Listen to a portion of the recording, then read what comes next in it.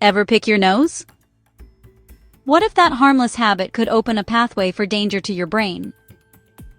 A new theory suggests nose picking might let pathogens sneak in through your nose, especially if nasal lining is damaged, contributing to Alzheimer's.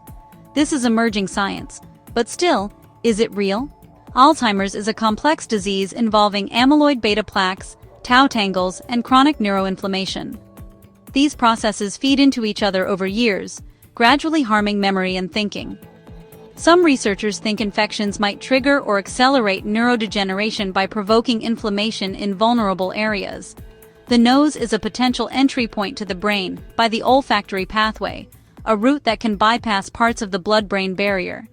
If the gate is open, the brain is exposed. In mice, nasal infection with chlamydia pneumonia has been shown to travel to the brain and induce amyloid-like plaques. Researchers observed Alzheimer-like pathology following this nose-to-brain journey. One study suggested trauma from nose picking could alter the nasal microbiome and raise low-level brain infection risk. Earlier work reported an association between nose-picking behavior and Alzheimer's onset. Still, the idea that nose-picking leads to Alzheimer's is only an educated guess, not a fact. But wait, there is more. Damage to the nasal mucosa weakens the barrier, giving microbes easier access to olfactory neurons. Once past the surface, they can hitch a ride along neuronal pathways. Entry may provoke neuroinflammation and increased amyloid beta production. This could nudge the Alzheimer's cascade in susceptible individuals. Repeated injury may reshape nasal microbial communities, favoring hardier or pathogenic species. That dysbiosis could make future invasions more likely.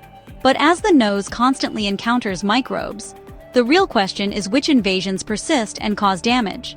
But again, most evidence is from mice, not humans. The leap to human Alzheimer's remains speculative. Until we know for sure, avoid aggressive nose picking or plucking and wash your hands regularly. Monitor nasal health, infections, and allergies. While it is not medical advice, following these tips makes sense, so do it. Nose picking is unlikely to be a primary cause of Alzheimer's, but it may be a small contributing factor in a complex web of risks. Do you know anyone that picks his nose regularly? Send him this video and subscribe for more science and wellness education. Thanks for watching.